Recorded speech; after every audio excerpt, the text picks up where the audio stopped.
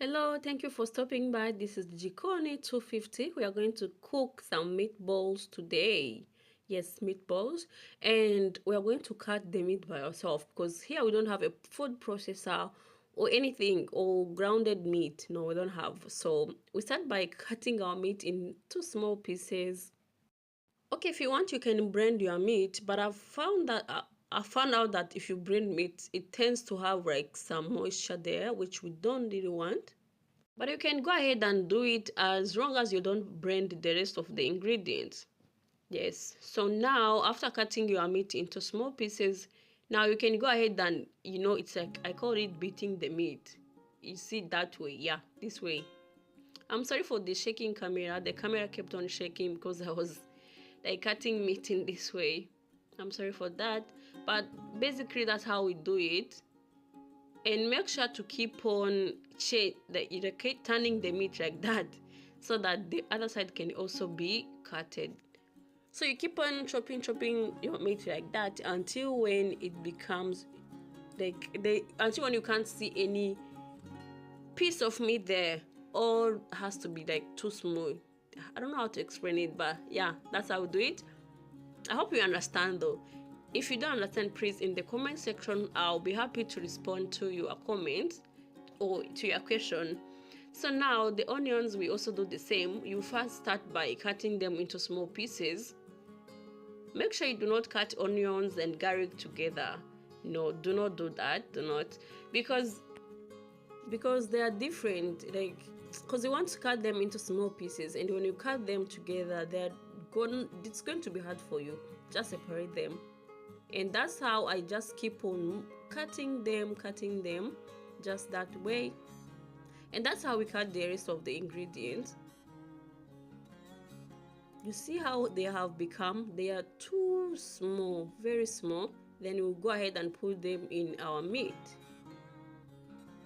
So now this is our green pepper, celery, some garlic, onions, and chilies for spiciness.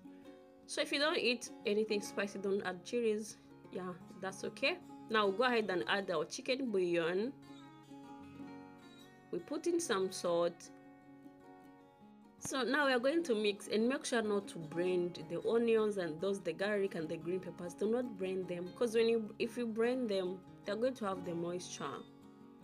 So now we add in a little bit of baking flour in our meat, just to make sure that the meatballs are going to be firm when you form them into small balls.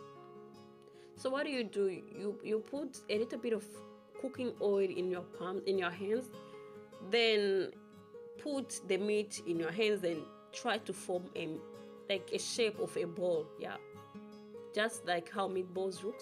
So now we put our meatballs in the cooking oil. Just use a lot of cooking oil, like the same cooking oil you use when you're frying some chips, like French fries. And do not wait for your cooking oil to be too hot, because if you wait for your cooking oil to be too hot, it's going to immediately burn your meatballs. And make sure to use a non-stick pot or pan, because you see my pot is not a non-stick one. That's why my meatballs are like burning. So do not do that. And you're going to keep on changing your meatballs, like from one side turning to another side. You keep on turning your meatballs to make sure that all the sides are going to cook. Basically, that's it. You're going to keep on turning them from one side to another until when they are cooked. And you can use a thermometer to check if your meat are cooked in the inside.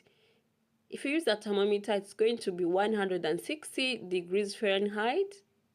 And yeah, that's it. That's how I make meatballs. There's nothing more, nothing less. I've showed you everything.